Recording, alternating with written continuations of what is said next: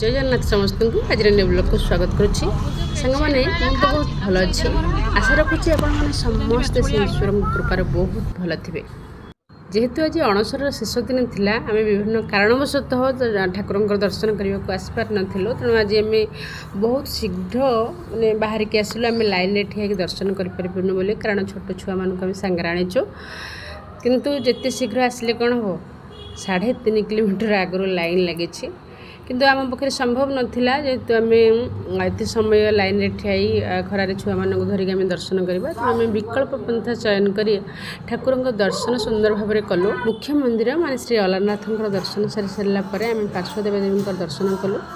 मैंने देखते ये नाम संकीर्तन चली भाव विहुल परिवेश बहुत सुंदर लगे आज ठाकुर को दर्शन कर श्री चैतन्य शयनशिला मंदिर सामने आमर नाम संकीर्तन चली आमर ए दर्शन तो सरला आम ए आनंद बजार को जाऊँ ठाकुर प्रसाद पाई घर को फेरीजु रही नेक्स्ट ब्लॉग देखा राधे राधे।